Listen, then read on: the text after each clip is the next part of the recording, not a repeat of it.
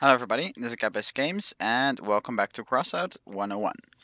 And today we're gonna cover on how to armor around a tsunami cannon. Tsunami cannon, it's a bit of an odd weapon, it's really big. And we're just gonna take a look today on how to protect it a little bit better. So for this I'm just gonna chuck on a step of spider on the back and I'll mount the gun in front of it. Here we go. So it has a pretty big firing arc, but you kind of need it really because the long barrel it's actually much less than it actually feels. Like for the most guns you have like this long of a barrel, so it's only like this high if you like triangulate it. So like this much traverse for most other weapons. So you really do not want to limit that. So we're just gonna take a look at how. It's been a while since I actually built really much around these. So as you can see, like that blocks it off, and this, however, does not block it. It actually clips through it. That's actually pretty funny. So I guess you can take two of these, take the front, and these I think yes, it was limited. So you want to have a triple stop like that. And if you just like do something that actually just connects up the sides, like it's like a 4 wide part here, let's say half wall. There we go. You can actually grab yourself two of these, and that will connect up on the sides. And then you can actually like top off the actual top here with armor without actually limiting anything here. So let's say that part. As you can see, it's still not limited here. You would even now you would still not limit it actually the fire angles. As you could say here, now you are limiting it.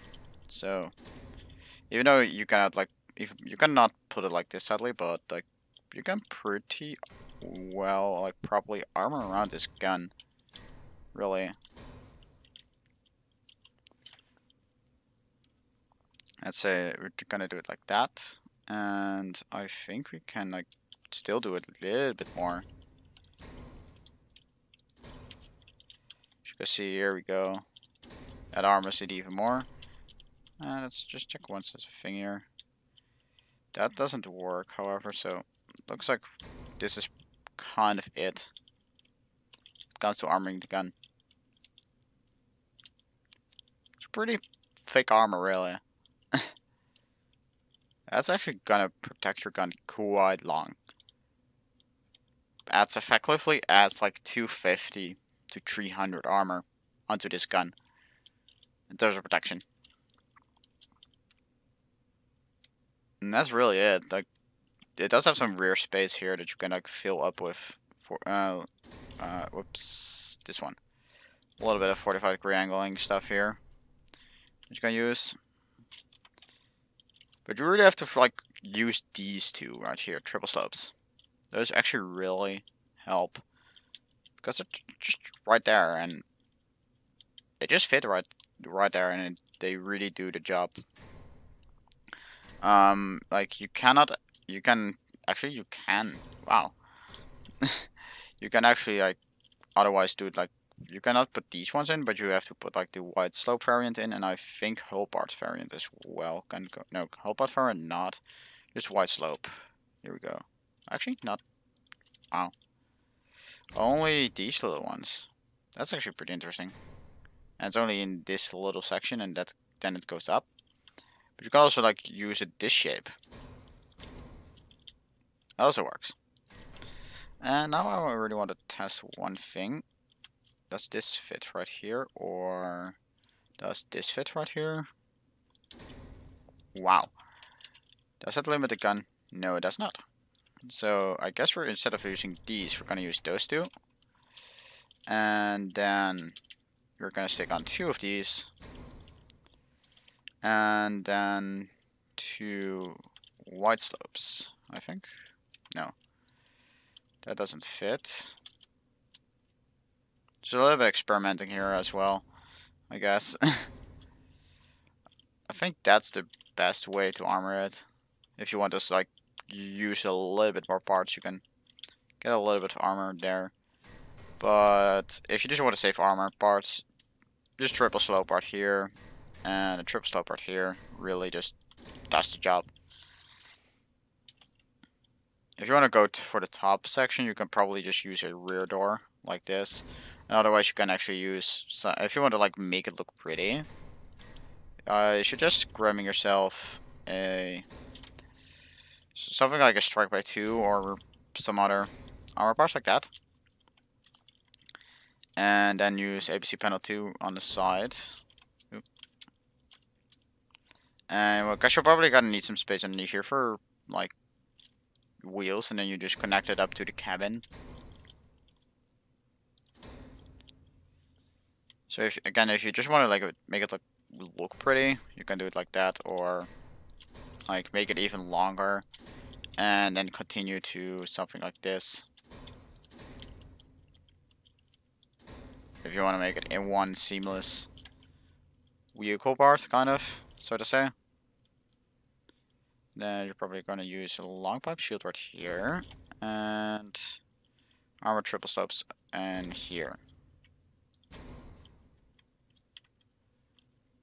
Just one pretty much seamless thing right here. Just gotta stick up some wheels. And we got a bread here again. Magnificent bread. Wheel placement is pretty poorly right here because of this thing. Wait, if I just delete this for 1 second, I can put it down symmetrically. Put back the cabin. And then I think I can put a better placements on here. And I'm gonna need one more of these. Yeah, there we go. Go to movement, get some normal large wheels here. Non-steering. This is probably what you're gonna end up having in terms of vehicle. Still have some stuff in the back you can use. You can always run a different cabin. So that's running a simple huntsman might actually work. Oop. There we go. Oh, actually, that's over mass. So yeah, that actually won't work. Bat. You can fit a bat in there. Bat actually has a decent back to it as well. Otherwise, you can just run a bear or fury.